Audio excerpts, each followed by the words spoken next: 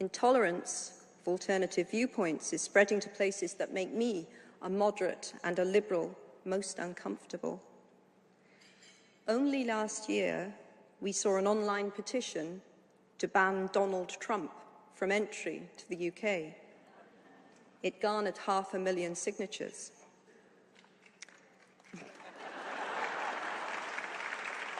Just a moment.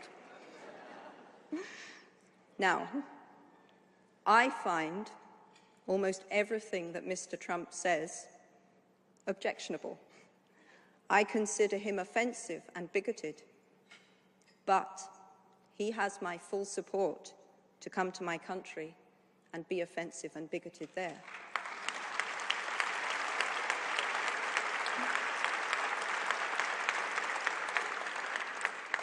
His freedom to speak protects my freedom to call him a bigot. His freedom guarantees mine. Unless we take that absolute position without caveats or apologies, we have set foot upon a road with only one destination.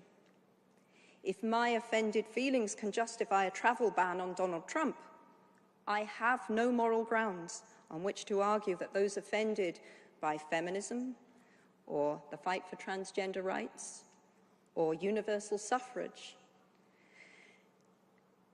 should not oppress campaigners for those causes. If you seek the removal of freedoms from an opponent simply on the grounds that they have offended you, you have crossed a line to stand alongside tyrants who imprison, torture, and kill on exactly the same justification. I'd like to conclude these remarks by reading you two short passages from the blog of a teenage girl.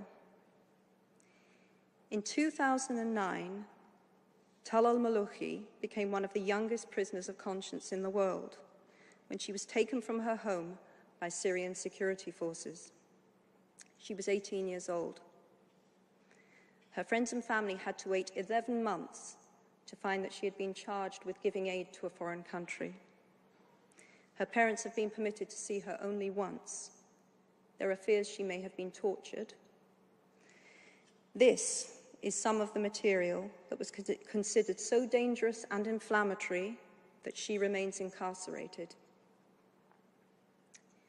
I do not like the words of the poet Rudyard Kipling, "The East is East, and the West is West, and never the twain shall meet." Instead, I promote the union of the East and West. They meet somewhere. With rational thought, two great souls from here and from there can agree with each other, irrespective of the vast separation of time and space. Oh, my brother human, if I disagree with you in thoughts, principles, or beliefs, does this deny the fact that we are both human? All you and I have to do is to respect each other. Tolerate the views of your opponents coolly and patiently. While listening to them, do not think to respond before listening to all opposing opinions. I repeat that beautiful plea for plurality, tolerance, and the importance of rational discourse in the hope that Talal Malouchi will soon be freed. In the meantime, long may PEN continue to fight for her, for the freedoms on which a liberal society rests, and without which no literature can have value. Thank you very much indeed.